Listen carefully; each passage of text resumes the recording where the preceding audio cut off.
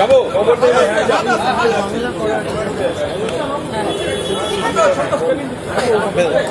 চারজনকে পাওয়া যাচ্ছে না। শুরু করছি।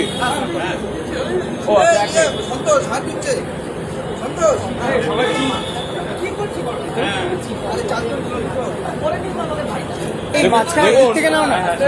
সর্বভারতীয় কংগ্রেসের তরফ থেকে আমরা বলছি যে গতকাল যেভাবে ত্রিপুরার আগরতলায় আমাদের রাজ্য দফতর ভাঙচুর করা হয়েছে, বিজেপি আশ্রিত সমাজ বিরোধীরা, দুষ্কৃতীরা যে ভাঙচুর করেছে এবং পুলিশ দাঁড়িয়ে দেখছিল, তার পরিপ্রেক্ষিতে এবং তার প্রতিবাদে আমাদের দলের তরফ থেকে আমাদের নেত্রী মমতা বন্দ্যোপাধ্যায়, আমাদের সর্বভারতীয় সাধারণ সম্পাদক অভিষেক বন্দ্যোপাধ্যায় একটি দলের প্রতিনিধি দল আজ ওখানে পাঠাচ্ছেন। সেই প্রতিনিধি দলের সদস্যা হিসেবে সাংসদ সায়নী ঘোষ, সাংসদ প্রতিমা মণ্ডল, রাজ্যের মাননীয় মন্ত্রী বীরভা হাঁসদা, যুবনেতা ছাত্রনেতা সুদীপ রাহা, আমি কুণাল ঘোষ এবং আমাদের সঙ্গে পরে যোগ হবে সুস্মিতা দেব, মাননীয় সাংসদ। আমরা আগরতলা যাচ্ছি। আমরা খুব সংক্ষেপে বলে রাখি যে ঘটনার প্রেক্ষিতে কাল হামলা হয়েছে বলে বিজেপির কেউ জাস্টিফিকেশন দিচ্ছেন।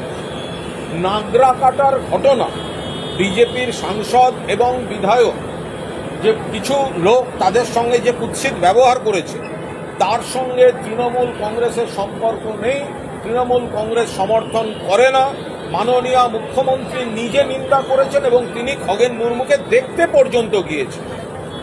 তারপরেও যেভাবে হামলা হয়েছে, আমরা বলছি মানুষের যদি কোনো ক্ষোভও থাকে, ক্ষোভের বহিঃপ্রকাশ এইভাবে হতে পারে না। কাউকে মেরে, কাউকে শারীরিকভাবে লাঞ্ছিত করে এটা হয় না, এটা হতে পারে না, এটা হওয়া উচিত নয়।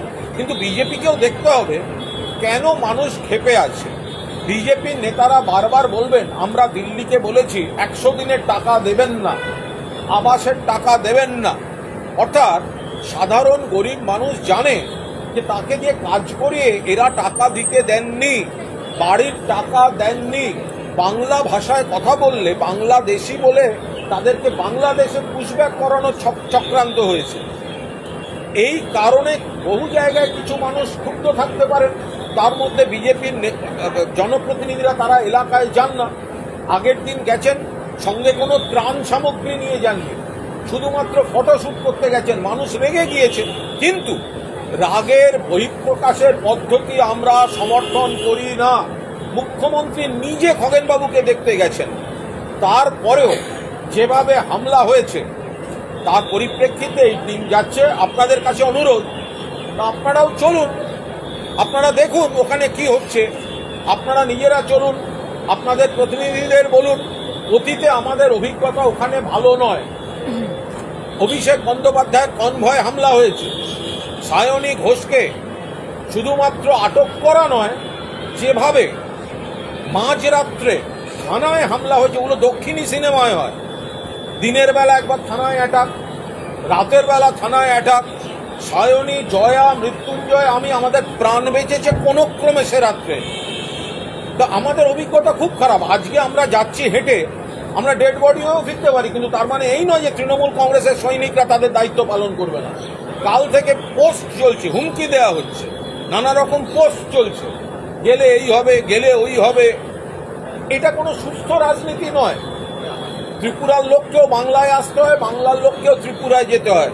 খুব সুন্দর, ছোট্ট, মিষ্টি একটা রাজ্য, সেটাকে সন্ত্রাসের রাজত্ব যদি কায়েম করে থাকেন, আগের মুখ্যমন্ত্রী বিপ্লব দেব থাকাকালীন এই চূড়ান্ত সন্ত্রাস আমরা দেখেছি। এখন নতুন মুখ্যমন্ত্রী তাদের, সেই মুখ্যমন্ত্রী গতকাল আমরা যা দেখেছি, পুলিশ দাঁড়িয়েছিল, বাকিটা কি সেটা আমরা গিয়ে বুঝতে পারবো। আমি সায়নী ঘোষকে অনুরোধ করব যে আগের বারেরও যে কি ভয়ঙ্কর অভিজ্ঞতা সায়নীর হয়েছিল, সেগুলো আপনারা এখানে যেগুলো বলেন না, অমুক লোক কেন খারাপ কথা বলল, আর ওখানকার খবর হচ্ছে দক্ষিণী সিনেমা স্টাইলে গুন্ডারা মাথায় হেলমেট, তারা থানা আক্রমণ করে, থানা থেকে ছিনিয়ে নিয়ে যেতে চায়। কোন ক্রমে থানাতে বসেও প্রাণ বাঁচাতে হয়, থানার ওপরের ঘরে আলো নিভিয়ে বসিয়ে রাখে পুলিশ। ফলে এই যে ভয়ঙ্কর সন্ত্রাসটা আমরা অতীতে দেখেছি, আমাদের অভিজ্ঞতা ভালো নয়। গতকাল আমাদের পার্টি অফিস যেভাবে ভাঙচুর করা হয়েছে, আমরা ওখানে যাব, ওখানে সহযোদ্ধাদের সঙ্গে কথা বলবো। আরও কিছু কর্মসূচি দল বলেছেন, আমরা সেগুলো ওখানে করার চেষ্টা করব। বা সায়নীকে অনুরোধ করব যে যে একটা ভয়ঙ্কর অভিজ্ঞতা আমাদের ছিল এবং খানিকটা ওকে কেন্দ্র করে একবার যদি সেটা মনে করিয়ে দেয়। আমাদের ব্যক্তিগতভাবে আমাদের অভিজ্ঞতা খুবই খারাপ ত্রিপুরাতে, এবং যেই বিজেপি সবসময় তৃণমূল কংগ্রেসকে ল অ্যান্ড অর্ডার নিয়ে জ্ঞানের বাণী দিচ্ছে, তারা নিজেদের রাজ্যে কতটা ল অ্যান্ড অর্ডার নিয়ে পরিকাঠামো তাদের রয়েছে সামলানোর মতো, সেটা নিয়ে যথেষ্ট দ্বিধা আমাদের আছে। আপনারা জানেন যে আমাদের ন্যাশনাল জেনারেল সেক্রেটারি, ওনার গাড়িকেও আক্রান্ত করা হয়েছিল, ওনার গাড়িতে হামলা করা হয়েছিল ওনার কনভয়েতে। এবং শুধু আমি নই, এখানে যারা যারা দাঁড়িয়ে আছে, কুণালদা সহ, সুদীপ সহ, আমাদেরকে বারংবার ত্রিপুরাতে শুধুমাত্র নিজের দলের প্রতিনিধিত্ব করতে গিয়ে যেই ধরনের ঘটনার মুখোমুখি পড়তে হয়েছে, it raises serious questions about the law and order of the state of Tripura. আমরা যাচ্ছি এখানে কারণ আমরা এমন মানুষ নই যারা দরকারের সময় বা প্রয়োজনের সময় পিঠ বাঁচিয়ে চলি। আমাদের কর্মীরা ওখানে রয়েছে, আমাদের পার্টি অফিসকে ভাঙচুর করা হয়েছে। We are going to go and assess the situation, এবং আমরা এই বার্তাও দিতে যাচ্ছি যে তারা ওখানে একা নয়। তৃণমূল কংগ্রেস ত্রিপুরার কর্মীরা তারা একা নয়। মমতা বন্দ্যোপাধ্যায়, অভিষেক বন্দ্যোপাধ্যায় তথা সমগ্র তৃণমূল কংগ্রেস তাদের পাশে রয়েছে। এর পরবর্তী সময়ে কি হবে না হবে, ইটস এ ওপেন বুক, আপনারা প্রত্যেকে দেখতে পাবেন। কিন্তু আমরা আবার এটা বলি যে আমরা কন্ডেম করি খগেন মুর্মু সাহেব এবং শঙ্কর ঘোষের সঙ্গে যেটা হয়েছে, তবে এটা স্বতঃস্ফূর্ত জনরোষ।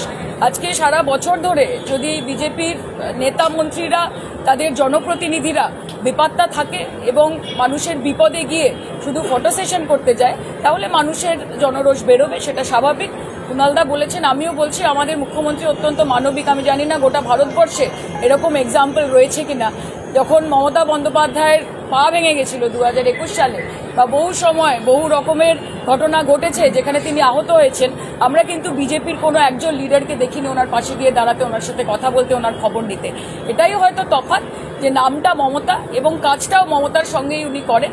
তবে ঠিক আছে, ত্রিপুরার মানুষও দেখছেন, বাংলার মানুষও দেখছেন, ত্রিপুরাতে যা জনসংখ্যা তার 3 গুণ জনসংখ্যা পশ্চিমবঙ্গে।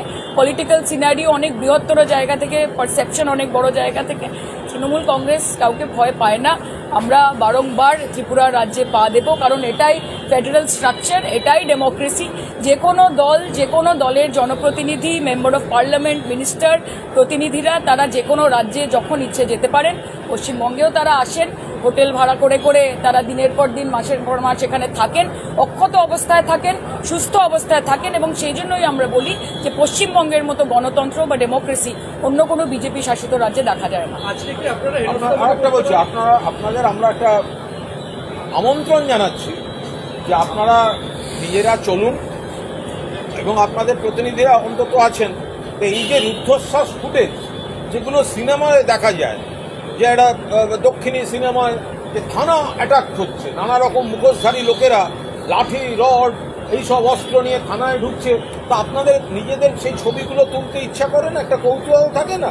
তো ফলে আপনারা তো এখানে পাবেন না পশ্চিমবঙ্গে। এখানে হায়েস্ট আপনাকে ফোনের কল রেকর্ড দেখাতে হবে যে খারাপ কথা বলেছে। খারাপ কথা বললো কেন? কিন্তু থানায় ঢুকে যদি মারা হয়, তার যে একটা রুদ্ধশ্বাস রোমাঞ্চকর ফুটেজ, এগুলো তো আপনারা ত্রিপুরাতে পাবেন। ফলে আপনাদের তো উচিত ওইখানে একদম ক্যামেরা নিয়ে তৈরি থাকো, ওই ফুটেজ তো আপনি পশ্চিমবঙ্গে পাবেন না।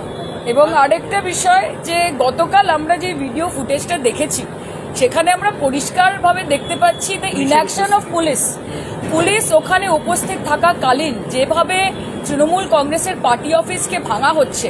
আমি এটুকু বলতে চাই যে আজকে এখানে 3 জন মেম্বার অফ পার্লামেন্ট যাচ্ছে, একজন মিনিস্টার যাচ্ছে, দলের নেতারা যাচ্ছে। ত্রিপুরা পুলিশ, ত্রিপুরা প্রশাসন, ত্রিপুরার মুখ্যমন্ত্রী এবং বিপ্লব বাবু, তারা প্রত্যেকে দেখছেন যে আমরা সেখানে পৌঁছবো। আগামী সময়ে যদি ল অ্যান্ড অর্ডার কোনোভাবে ডিটোরিওরেট হয়, এই দায়িত্ব কিন্তু সম্পূর্ণভাবে ত্রিপুরা অ্যাডমিনিস্ট্রেশন এবং ত্রিপুরা পুলিশের। অলরেডি হুমকি দেওয়া তো শুরু হয়ে গেছে, এবং বিজেপির প্রথম সারির নেতারা, তারা বিজেপির যুব মোর্চার নেতারা, তারা শুরু থেকেই ফেসবুক এবং নানা রকমের সামাজিক মাধ্যমে তারা হুমকি দিতে শুরু করেছেন। কাজে আমি আশা করব যে ত্রিপুরার পুলিশ অ্যাডমিনিস্ট্রেশন এগুলোর কগনিজেন্স অলরেডি নিয়ে নিয়েছেন, আর যদি না নিয়ে থাকেন তারা যেন নিজেদের ডিউটিগুলো পালন করে। এবং আরেকটা বিষয়, দেশের প্রধানমন্ত্রী তিনি একজন দলীয় প্রধানমন্ত্রী হিসেবে নিজের পরিচয় দিয়েছেন বিগত কয়েকদিনে। যেরকম ভাবে একটি পক্ষপাত দুষ্ট টুইট তিনি করেছেন কোনো রকমের এভিডেন্স ছাড়া তৃণমূল কংগ্রেসকে দাগিয়ে দিয়ে, আমি মনে করি that also acts as a provocation for the grassroot level workers of BJP. উড়িষ্যায় তো ওনাদের সরকার, ওনাদের পুলিশ, তো উড়িষ্যায় কি করে বিজেপি নেতা গুলিতে খুন হলেন তার বেলা তো প্রধানমন্ত্রীর কোনো টুইট থাকে না। We are waiting for his post. উড়িষ্যায় গত পরশুদিন রাতে বিজেপির নেতাকে তার বাড়ির সামনে গুলি করে খুন হতে হয়েছে। কাদের সরকার? বিজেপি। পুলিশ কাদের? বিজেপির। তো কই প্রধানমন্ত্রীর তো কই পোস্ট দেখতে পাচ্ছি না এখন। যাই হোক, এই জন্য नहीं, बस यही बोलना है कि कल हम लोगों ने देखा है कि किस तरह त्रिपुरा प्रदेश तृणमूल कांग्रेस के ऑफिस को वैंडलाइज किया गया।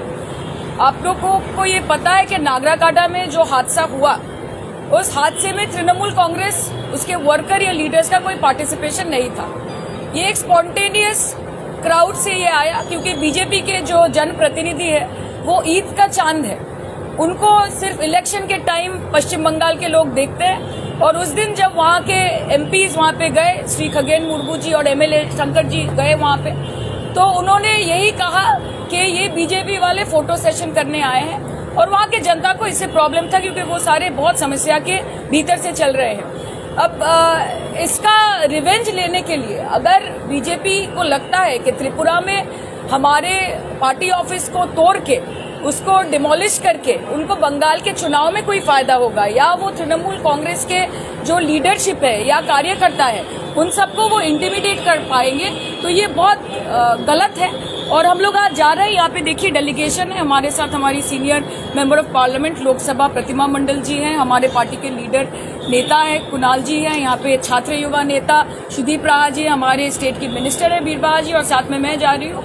और हम जाने से पहले ही धमकियां आनी शुरू हो गई है सोशल मीडिया में। मैं आशा रखूंगी कि त्रिपुरा की जो पुलिस प्रशासन है और जो त्रिपुरा की बीजेपी की सरकार है वो उसका कॉग्निजेंस लेगी।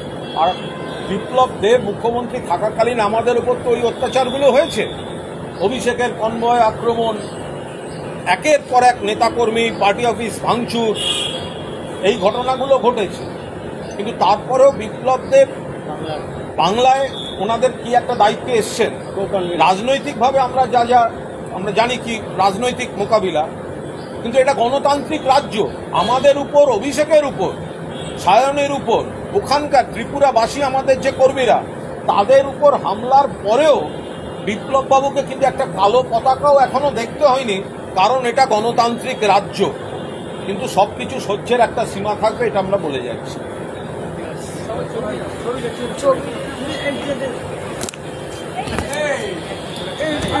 দাঁড়ান, ঢোকার ছবি নিন।